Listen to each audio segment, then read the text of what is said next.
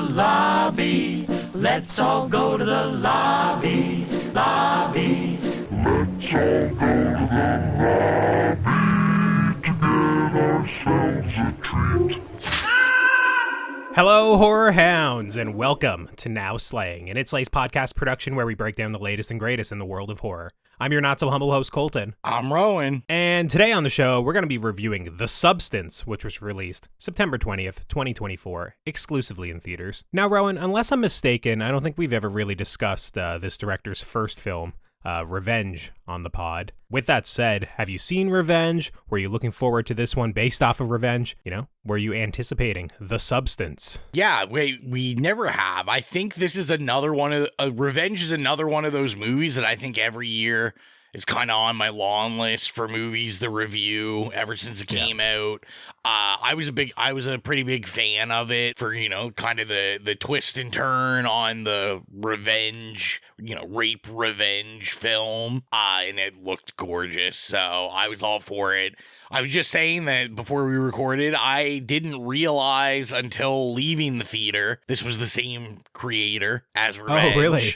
Okay. So I think probably just because when I watch Revenge, like I watched it a random night on Shudder, so I wasn't like reading about the movie or anything. But I do know, when I saw the trailer for The Substance, I was pretty pumped. It was, you know, cut like my kind of trailer. But I'm always apprehensive about that because I don't want another situation like Me again, where we're all super pumped. I think that was pre-Colton for anyone listening. That was Mike, Rowan, and Exilia being super excited for a movie. Me? It's called Like Me. It was It was like a real indie movie. I remember the trailer came out. It was like one of those movies, the trailer cut immaculate. You know, they're like, it's like Argento mixed with Kubrick and all this stuff. And then it ended up being like a 1.5-star movie that was just like really badly done. That I paid a lot of money to buy. So I'm always scared for these like really nicely cut trailers that are, you know, this is going to be the best movie you've ever seen. Yeah. But, you know, also there's a little part of me I can't keep down that's just always excited. And then I heard the buzz as this was like rolling out and people are like, body horror, we're back, you know, like this is it. So I was super excited to see. What about you? Oh yeah, this one's been on my radar for a while. Like probably the first time I really noticed it. I did know it was directed by the director of Revenge, but I hadn't seen Revenge until yesterday. Nice. So, you know, that was the first time for me. Did you like it? Yeah, it was good. I enjoyed it. Not as much as The Substance, but I enjoyed it. It was, you know, it was a good directorial debut. But yeah, for The Substance, it was pretty much the hype out of Cannes, where it won Best Screenplay, where there were so many critics heralding it as a body horror masterpiece, where I was just like, what the hell is this movie? Like, you know, I had no idea it was body horror to begin with, and then, for people to compare it to like Cronenberg and Carpenter and whatnot, I was like, all right, let's see where this goes. And then when looking into the cast, I mean, I don't really know Demi Moore from much, but Margaret Qualley over the last couple of years have been, you know, having some pretty solid career choices. Not a big Few Good Men fan. Few Good Men. Demi Moore, Tom Cruise, and Jack Nicholson. You can't handle the truth. Oh, I have seen that. You're right. I have seen that. Okay. But yeah, not like integral to my, like, you know, knowledge of cinema, I guess, you know, A Few Good Men. But yeah, I mean, I was just looking forward to this based off of, you know, basically the critical acclaim. And then also that I was, you know, having a couple of showings at the Toronto International Film Festival, which I just got back. So going to the fest, this was like, I think my second most anticipated movie I wanted to see. And it was also playing in the first, you know, couple days of the festival. So it was kind of like, all right, if this really hits, we're starting the festival off strong. So yeah, I was very much, you know, looking forward to this one. I couldn't wait to see it. I hadn't seen the trailer. I didn't even know like the premise of the movie. I knew nothing about it other than body horror, directed by this director that, you know, everyone really enjoyed, Revenge. And Margaret Qualley, basically, going in. But I was on board. So did we enjoy our experience with The Substance? Well, before we get into that, let's throw it on over to the trailer. Have you ever dreamt of a better version of yourself? Younger. More beautiful. More perfect. There's been a slight misuse of the substance.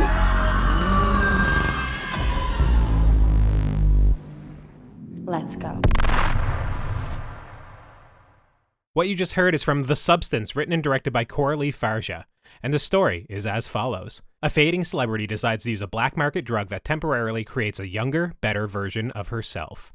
Now, here on Now Slaying, we like to keep things relatively spoiler-free up front before getting into the more in-depth spoiler-filled discussion. So, Rowan, what are your spoiler-free thoughts on The Substance? I mean, I don't know if we have all the time. This is the one time ever I have so many spoiler-free notes. I was like on the ball. I have like 9 or 10 bullet points here for spoiler-free as well. So, you know, we'll be going for quite a while, I'd say. Yeah, I would say so. So, I mean, obviously, you know, we talked about, I had no idea this was a revenge director. So now it all makes sense because I like that so much. But I just thought, like, visually, this is like incredible. It's gorgeous. It's interesting shots that I've not necessarily ever seen, or if I have, maybe not with this much like vibrancy and like oversaturation and just like everything about it. The color palette, I thought really worked. Like not as, there is lots of great neon colors in this, like the pastels maybe are more used in this, which I love, like give it this real body building 80s look. Yeah. Also, like able to just kind of like go really dark too and really sterile into like a lot of like sterile whites, things like that. Yeah, like clinical, like, you know, hospital like almost. Yeah. And it's just like the contrast of coloring was the first thing that I really noticed on that. Like how it's a disservice to say like how smoothly it goes because it's jarring, and she makes sure that it's jarring. So like you'll go in this pastel world and then like all of a sudden you're like in black night, or you're in like this white bathroom, or, you know, and it's just like really just making sure that you're always hanging on. What did you think of like how this actually looked cinematography wise? Yeah, cinematography. I for me, it was honestly a lot of the use of like crossfades where it's like the exact images like crossfade onto each other, or using duplicate images between kind of like the two heroine stories. Use of extreme close-ups was obviously something in this that it's like they're oftentimes really gross or hypersexualized, and then hey, you know, when we're using the same like cinematography, the same camera techniques, it kind of like links those two ideas subconsciously in your head. But like she pretty much, you know, only uses these extreme close-ups if it's something disgusting or super sexual, almost like male gazy, which I thought was pretty interesting. But in terms of like, yeah, just the color palette and whatnot, like literally the opening shot of this movie, I think is just like an egg on like a teal background. You know, the yolk, you know, divides, you know, creates an identical version of itself. And I was just like, okay, that's pretty interesting. And then just from that, it's like a hard cut to like concrete. There's lots of things in the beginning of the movie where you're following like kind of Elizabeth as like this fitness star, and it will cut from this set where it's very, you know, as you're saying, pastels, you know, kind of like poppy colors, some neon and whatnot as well, to just like harsh hallways that look almost like they're out of like a Kubrick film with red walls and white trim and whatnot.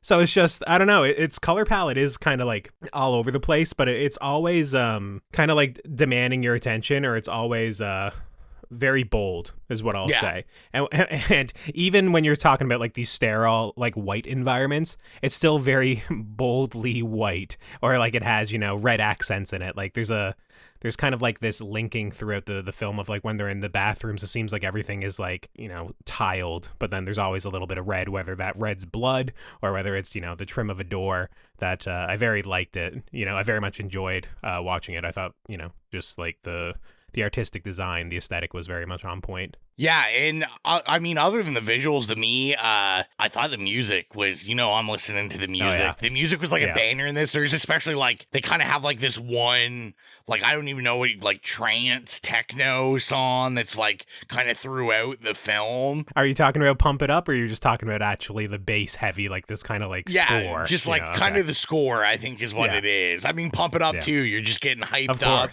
maybe for a different reason, but I mean, I'm sure. Yeah, I'll talk about that in a little bit.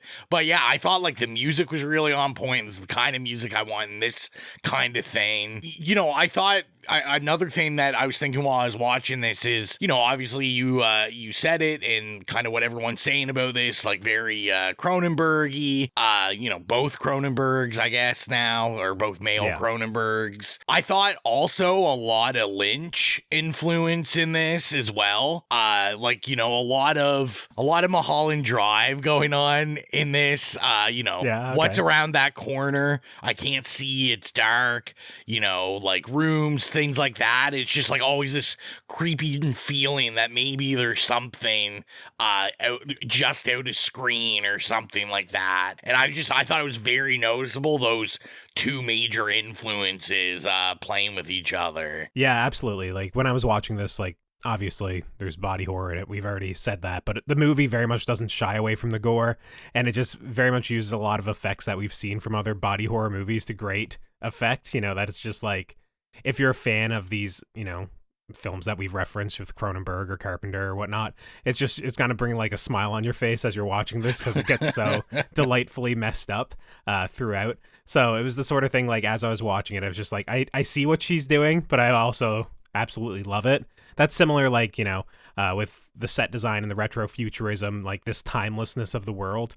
When I was watching it, I just enjoyed very much like the world that was created, but also there were so many like little like nods to Kubrick throughout that, you know, I couldn't help but just notice as well. I think actually in the Q&A after my first screening, people were asking her about Kubrick, just because, you know, as mentioned, there's like a carpet that very much looks like from The Shining, but instead of just being like that kind of like circular design that we all know and has been used on, you know, people's blinds in their bedrooms and t-shirts and whatnot for the last, you know, 30 years now. This one's like all rectangular, and it looks in the middle like two squares dividing to kind of make it up, which is very inspired.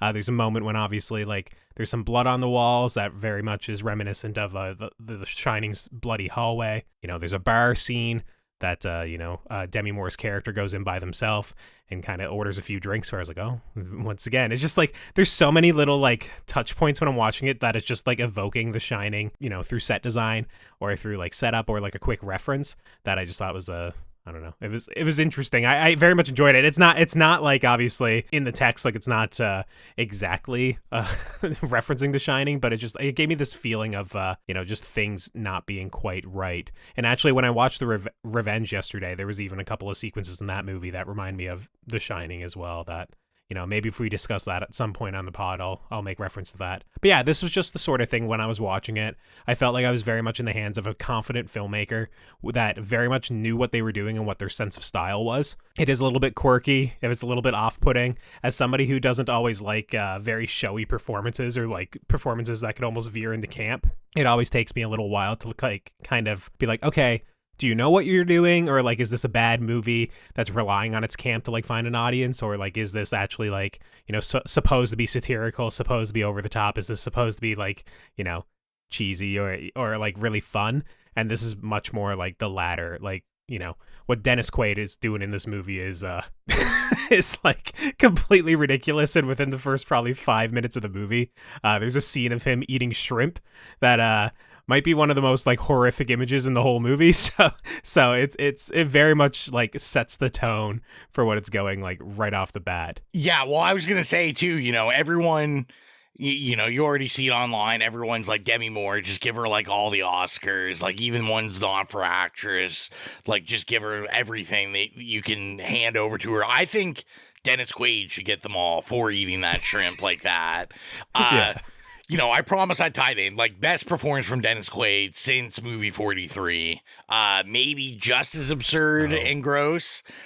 You know, the star of one of my favorite comedies. I think also maybe won something at Cannes like this one. I'm not sure. I'd have to go back and check on that. But yeah, I don't want to underplay. Like, Demi Moore, super good. Obviously, you know, you said not formative for you. No. A Few Good Men, one of my, like, all-time favorite favorite courtroom drama movies, but Okay. also I think I'm probably also a little too young for her, which, like, what a perfect choice of casting where that's kind of the theme of the movie is, like, an actress that has obviously gotten way over what Hollywood deems like this acceptable age or relevant age, and like, the new generation not really knowing who she is, and they do make some mockeries of that in the movie. Yeah. So I was like, I don't think there's anyone better to do this, because she really is, like she's an icon from the 80s and the early 90s, and I thought like just some of the stuff she had to do for this, like, Oh yeah. just harrowing, like some of the prosthetic work and all of that, like just perfect, like just amazing. I don't know who could have done a better job, and hopefully, all the flowers are given to her in this run. Yeah, it really was perfect casting, because it's the sort of thing where you need to cast an actress who Hollywood would deem that's past their prime, but all of us watching the movie have to be like super empathetic with her and be like, what the hell? Fuck these guys. Like, she's still hot as hell. Like, look at Demi Moore. Like, when she's doing like the fitness routine in the beginning, I'm like, oh man, like this is great. Like, but obviously it's just like, it's such a toxic industry that it's like, yes. And she's, over the age of like 35, it's essentially like she's outlived her usefulness. And in this movie, like, obviously that is text. That is like, the core component of this movie, like, basically women's inability to age gracefully, like in the public eye, and kind of like also what they have to do to kind of try and maintain that youthfulness and their value to this sort of industry. But also, like, as you were saying with the performance, like the subject matter very much necessitates, like showcasing, the human form in less than flattering conditions. There's a shitload of nudity in this movie. As you said, there's like some prosthetic work and some, it goes to some crazy places that if you weren't like a fearless actress, a woman that you're very like confident in yourself and your body, like you would never be able to sign on to this movie. This is just like, as you're watching it, it's just like all the respect to Demi Moore and even Margaret Qualley to a certain degree, but obviously she's supposed to be like, the young, hot, version in this movie. But, both of them have like some pretty gnarly stuff that they have to do in this movie. And it's not really like what you'd call like traditional roles. Like, Demi Moore, like, she probably will get a lot more work from this, but it's not the traditional role that someone of that age would then go and get a lot of work from. It's not like we're mentioning like awards talk, the Oscars and critical acclaim and whatnot, but it's not the traditional, role a woman of this age would kind of take up and then try and pivot into like kind of like this career revitalization, right? Get like your Oscar noms. Then it's like, okay, you can now perform like almost like the grandma role in the rest of your movies, this is something very different. And yeah, it was just like all the respect to, the actresses in this movie. It was just great. Also, one thing I wanted to touch on that I thought was just so well set up in this movie is just like the rules of the substance and the rules of this world. Yes. This is a very big high concept movie where it's just like, okay, obviously in modern day, like we understand like designer drugs, like something like Ozempic, for example, like trying to help people lose weight. Like obviously we're familiar with these ideas of like body modification through like plastic surgery and, all this sort of thing. But in this world, it's like, okay, it's kind of Ozempic-like, but it is very much, like this sci-fi sort of premise. And it very much needs to set it up in such a way that we don't like get bored of like what sort of movie we're watching, but we need to understand the rules so well that it's like we know like what needs to happen and then be dreading what happens when they inevitably go wrong. And that's the sort of thing, like, it's just, it goes back to like Coralie's like editing and the music and just like how quick and snappy it is and just like how like in your face it is about the movie of like, about even just like evoking the name of the substance so much in the movie. It's very much just like, it knows what it is and it establishes the rules of the world so well that it's so fun to like just sit there and watch it work as it's supposed to, but then also like waiting for it to inevitably go off the rails. It's just like a lot of scripts nowadays would kind of dole out all this information in like a sleepy meeting with like a doctor, and it'd be like a scene where like, I don't know, someone has terminal cancer or something, and they're all torn up by it, and it's just like, I just want a better version of myself, and be this heavy scene where they'd like lay out everything, and it would just be like kind of sleepy, and we'd still be confused by the end. This is literally like bold text in your face, like, screaming at you that like you if you don't get it from the explanation, you'll get it in 10 minutes time when it's happening on screen. It was just so fun to see and understand this very high concept idea and see how it played out in just like gloriously like horrific fashion. So I just thought it was really well done. Just wait for the sleepy version in 2 or 3 years when Blumhouse remakes it, and they'll have all those scenes you were begging for. Wonderful. Can't wait for it. Somehow I think we touched on all my little points already. I don't know if did you have anything? I'm really worried about spoiling it, so I'm yeah. kind of like, even points I've got in my spoiler free, I'm like, you know what? I'll hold off. I'll talk about it in the spoiler section. Yeah, I think we touched on anything. Anyways, this is one that I absolutely recommend seeing. I'd say don't walk, run to theaters, try and see it with the largest crowd possible. Regrettably, when I saw it this afternoon, it was the sort of thing where there was probably about a dozen people there, but it was kind of like a crowd that weren't being very respectful, not kind of really laughing along with the movie. They didn't seem like too into it. So I just kind of like got up and left and like went down to like the front row just to ignore these people. So if you could see it with like a respectful, like sold out crowd, like I saw it the first time, because this was actually my second time seeing it today, I would definitely recommend doing that, or at least going to see it with a few friends or, something like that. What about yourself, Rowan? Would you recommend checking this one out in theaters? Yeah, I would highly recommend it. This is probably one of the best. I like it. It's up there. It might be one of the best ones that we reviewed this year so far. So I would highly recommend. I can't really say anything more than you said. Just rush to the theater and go see it. So both of us are recommending that you head to theaters right away to check out The Substance. And with that, I think it's time to cut to the spoiler discussion for The Substance. We are now in our spoiler discussion for The Substance, so if you've not seen The Substance, it's time to tune out and come back once you've seen the movie, or keep listening if you simply don't care. Rowan, you were kind of tiptoeing around a lot of things in the spoiler-free discussion. You had some notes that you said were maybe a little bit too spoiler-filled. What did you want to kick it off with? Where do you want to start this spoiler-filled discussion? Well, I thought it was interesting because you brought up kind of, this gaze that the film is like dealing with. And, I thought it was interesting, like my audience, there was only 3 of us. It was me and like 2 older guys.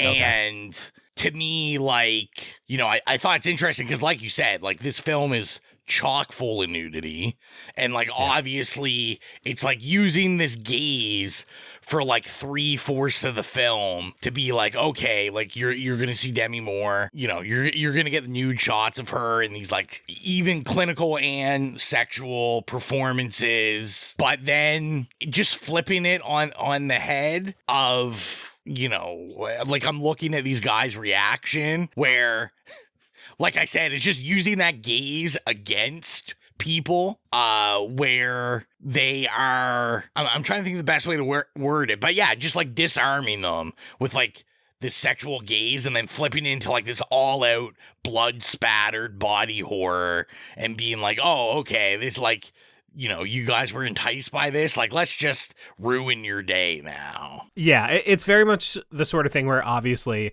Margaret Qualley is supposed to be hot, and a lot of what she's doing for the first half of this movie is supposed to be titillating. It's supposed to be, the sort of thing that makes the men in the audience just kind of like wake up. If they weren't paying attention to what else was happening, now they're wide awake. And it's the sort of thing, when I was watching it, I was like, it's interesting that Coralie Farja shot it in this way, or, decided that they were going to film it this way, because it is very male gazy. It is very much like what a lot of male directors get criticism for, where it's like gratuitous ass shots, extreme close-ups, toplessness that's not really motivated. Like why are the women just naked so much in this movie? This is the sort of thing that in like the early 2000s comedies, you get the unrated version, just have naked women walking through topless in the background. But in this movie it winds up being motivated, obviously, because how the women see themselves is such a crucial part of the movie. It is the impetus for the whole The Substance aspect of it. Elizabeth choosing to take this, just examining her body in the mirror. But it's also just, once again, kind of disarming the audience and basically being like, hey, look at these women that you've been viewing, some of you, as sexual objects for this movie. How hot, attractive Margaret Qualley is.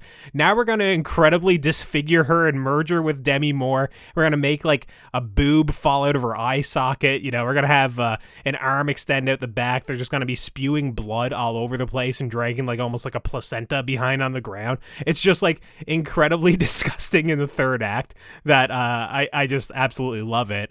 And obviously it makes it so obvious that it's all been motivated for the whole, other 3/4 of the movie. That, yeah, it was just enjoyable. And that's the thing. It's just, I'm just going to constantly be saying this is enjoyable. Everything's enjoyable about this movie. I really like this movie. So yeah, it's just like, obviously as a straight dude, when I'm watching this, I'm just like, oh man, Margaret Qualley is hot as fuck in this pump it up thing. That's the whole point. They're using her to sell this, and in this industry, sex sells. But then it's also, I'm incredibly enjoying that in the third act when she's this horrific, disgusting monster. And, she's saying, hey, I'm still me. And all the men are absolutely horrified. And then we get in these like snap zooms to the audience of all these, boardroom people that were, betting on this rising star to kind of make them a lot of money, just being absolutely horrified. Yeah, I mean, I'm super glad that you liked the third act that much. I'm sure you were in the theater, you're like, I thought this was going to get less sexy, so I don't know what's going on here. But yeah, I mean, I think that flip, we're talking about the third part of it. I like overall how it's divided into the chapters, like this overused thing, and I wasn't expecting the third, like, because I was like, okay, 1, 2, we're gonna do at least 3, and I like couldn't really figure out what the third chapter was like really gonna entail, and then when it comes up and it's like the Monstro Eliza Sue. Yeah, I was like, oh my god. I was like, yes, please, give me all of this. Yeah, like, and I mean, it can't be said enough. Like, the prosthetics for the monster are like incredible. Like, it was giving me Society, like very like gooey and gross, but just like amazing prosthetic work.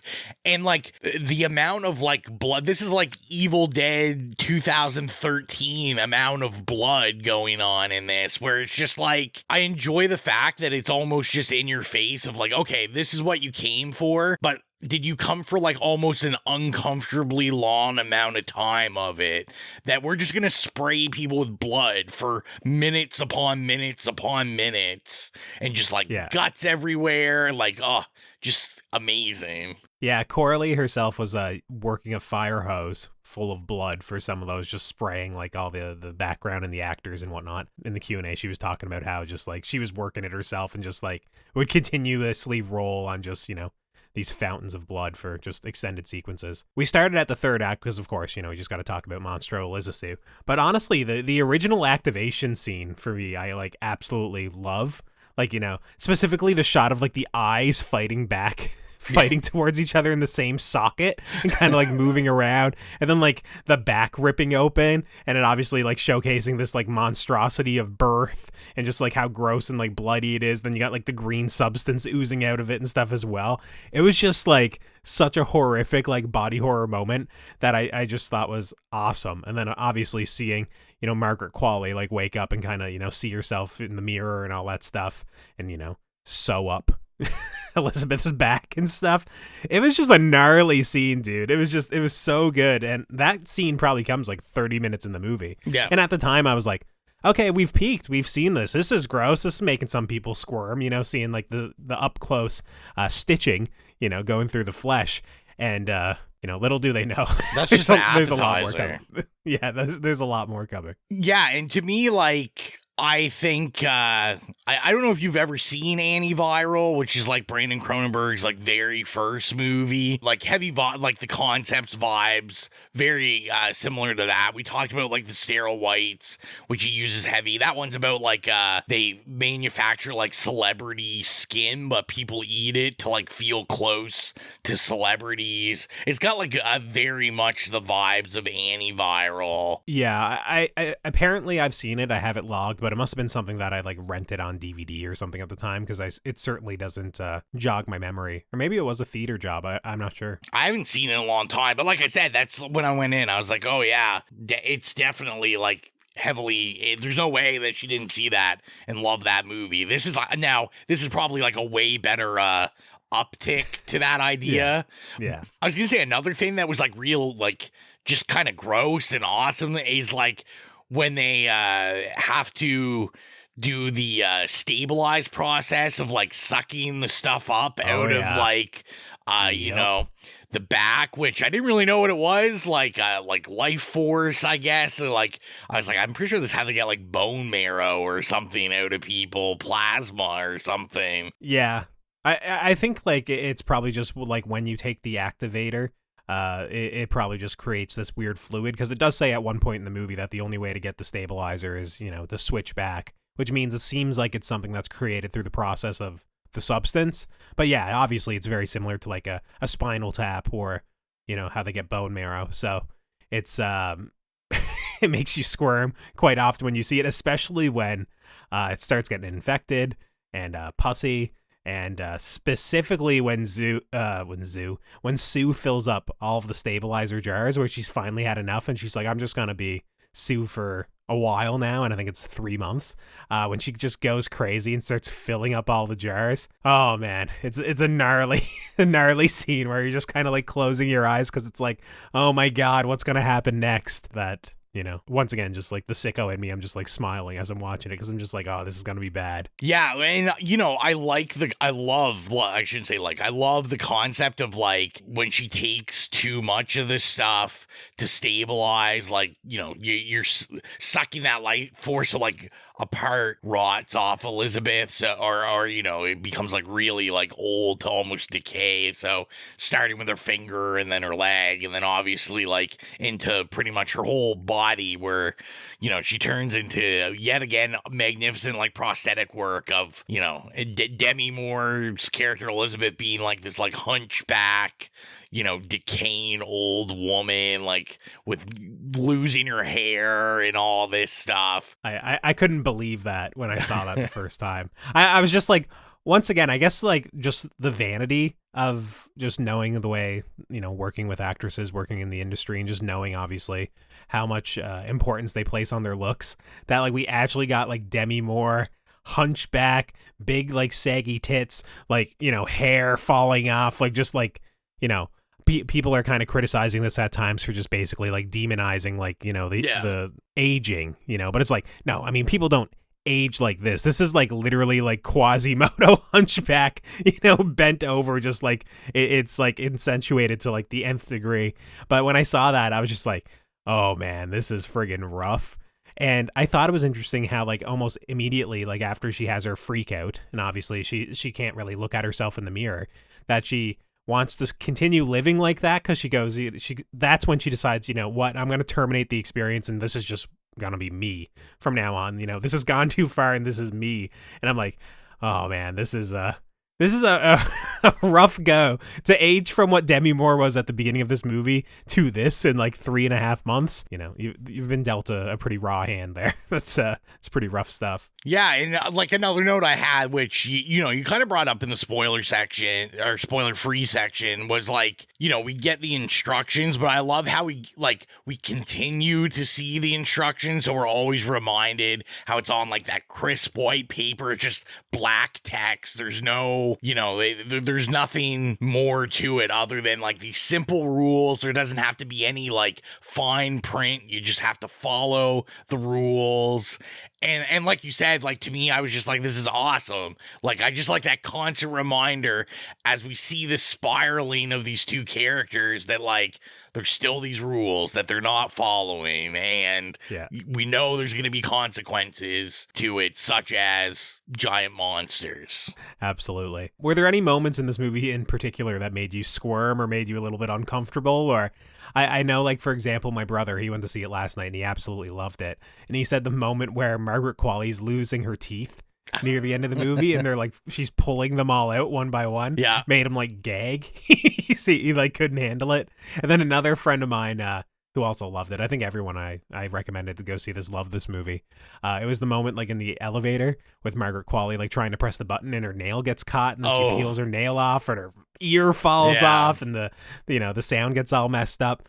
just like some horrific like decay on display in this movie. Was there any moments that kind of got you? I mean, those two definitely, because not only is it horrific decay, but it's like impeccable sound work on this that like even the sounds, I wouldn't even have to watch it to like cringe. Obviously for me, the not even gory scenes, but like any of the needle stuff, like every time I gotta watch like needles going in the skin, I'm just like, and there's a lot. A lot of it, and the size of these needles, like I wouldn't be doing this. I'd be like, no, I'm good. Those needles are giant.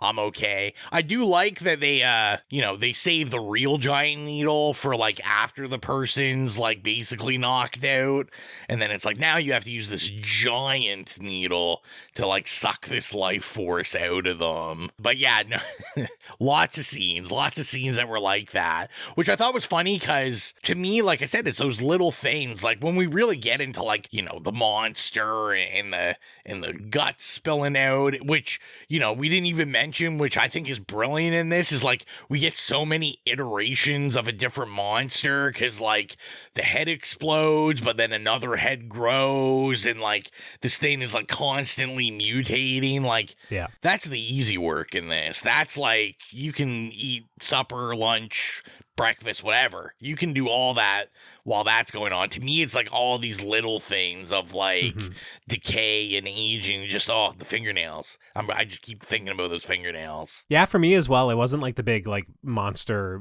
body horror stuff in terms of like the practical effects of Monstro Elizasu. It was, I think for me, it was a lot of the needle stuff too. But specifically when getting the stabilizer fluid, when I knew like the site was getting infected. And it was getting like pussy, and you'd see her pulling out the fluid, and it would be like not as white and pristine as it's supposed to be. And then specifically like when she goes through all the vials and she pulls out like this really like rotten putrid one before we get the reveal of like Elizabeth waking up and basically being a monster, like that stuff kind of made me squirm. But it was also just being like empathetic towards the character of Elizabeth, basically being like, oh, this is like terrible, this is so bad. So yeah, it was the sort of thing that made me squirm. In terms of the actual like effects and whatnot, I think the fight scene between them is pretty brutal between Elizabeth and Sue. There's a common thing now in modern horror movies where I feel like people are getting their heads slammed off things like quite frequently, tables, banisters, mirrors. But in this one, it's like, Sue just goes crazy and grabs Elizabeth and starts slamming her face off the mirror, kicks her to death in the living room. Just like some brutal shit on display that it was like, I wasn't squeamish from it, but I was very much like kind of watching like through my hands a bit of just like, oh my God, this is like disastrous, like where this is headed. Like this is crazy. It's these like, uncomfortable long sequences where like, and Sue will like pause from slamming her head, so you're like, okay, like we're done. She still needs her, but no, like then we just go back to doing it. And I was just like, oh yeah, like Coralie is having a lot of fun with this. Yeah, like it just so awkward. Yeah, I don't know. This is the sort of movie where we can almost go through every scene. Like I'm just thinking now, and it's like, oh man, like the termination scene when she, decides once it's already plunged like 3/4 of the way that she stops and, does a bit of like a blood transfusion, brings her back, and it's like this weird surreal moment of like the two halves meeting each other, and immediately like devolving into like a fight. There's some other stuff like when Sue decides that she just needs a few hours that one time because she just wants to sleep with this hot motorcycle guy. So she's like, oh, I'll just take one vial of fluid, and that's where she concocts the plan, and we wind up getting the payoff of it, rotting Elizabeth's finger. But also like when she goes back out and climbs on the guy and he undoes her zipper in the back, is just like all these organs fall out, and I was just like, bro, this is insane. Is that what just happened? And it's like, okay, no, it was like surreal, but but it was just crazy. The movie not always fully explaining like the food stuff, other than obviously if you eat a lot you'll get fat, but specifically the moment that it is like a nightmare sequence of where Sue sees the piece of chicken in her butt cheek as she's like doing hip thrusts, and all the men gather around and they go frame by frame through like to see the chicken. But also it's like just incredibly humiliating for like Sue, so she retreats to her her dressing room and whatnot and pulls the drumstick out of her belly button, like just like I'm saying these things and they're just completely mad. But when you're watching the movie, it's just makes oh my sense, yeah. God, this shit is crazy. Yeah, it's just, I don't know. This is a wild ass movie. Like, it's just like super wild. Also, I'm sure no coincidence, Dennis Quaid's character named Harvey, dirtbag producer. But I mean, I liked even not just Dennis Quaid, but like all the men. I love how it's all done, with these weird angles. All the men are like over exaggerated. So anything basically any man is doing in this film is like disgusting or just asshole behavior. Oh yeah, we never even talked about Oliver, who lives across the hall, which he's mostly just humiliating and comic relief on a couple of moments, but it's just like, yeah, that guy's just odd guy, just continuing the theory that Exilia came up with, that anyone named Oliver in any sort of media, never a good guy. Always bad. We learned that from the OC. I was going to say, you brought up, you were talking briefly there about like kind of the opening shots of this, and we get like a Elizabeth Sparkle's like star, and I love this. I really love the tie-in of the beginning and the end, and just kind of like the withering of the star, because I thought it brought like the themes it was talking about together really well, because as it's throughout time the star's like cracking and whatever, and I kind of thought when I was coming out of it, I was just thinking to myself, I'm like, there's probably so many like Hollywood like stars on Hollywood Boulevard or whatever that like are actors, actresses that like I don't know who they are. I've never seen anything they're in, like just because I'm a different generation, like I just don't care about. And I just thought it was like this perfect tie-in of, the kind of this theme of commodity and like how women are used as like a commodity and just like easily recyclable in show business. Yeah, it's the sort of thing that a lot of the themes and metaphors of these movies, they're not very subtle. They're just literally text, and she delivers them with a sledgehammer.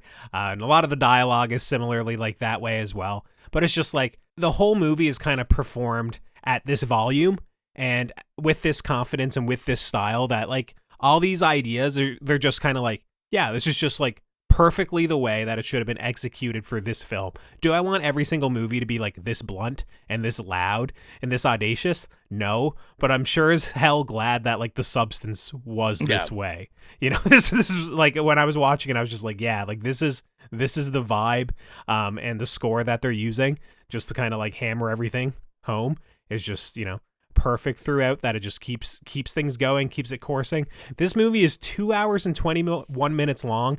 And I've seen it twice now within like the past 3 weeks. And I mean, it doesn't remotely feel 2 hours and 21 minutes long. We see things all the time on this podcast that are like 85 minutes that were like, yeah, that was like 20 minutes too long. This thing is just, it flies by. I don't know how it's done. It must be all the frenetic editing and like the cross cuts and just, just the subject matter that it makes it just so fun to watch. But yeah, this is just a great movie. Like I thoroughly enjoyed this. Before we go to rate it, is there any other points that we need to address? Or? We burned through all of my points. All I'll continue to say is like, we don't even do this in this section, but just like go see it. We recommend it. Just go see it. Even if we've spoiled it by now, which we have pretty thoroughly, I think we've hit on like basically all the major moments. You haven't truly experienced this until you've seen it. Yeah. You'll still be surprised, I guarantee, if you go check this one out. And if you're new to the podcast, our review rubric is nay, okay, yay, or slay. So Rowan, what would you give The Substance?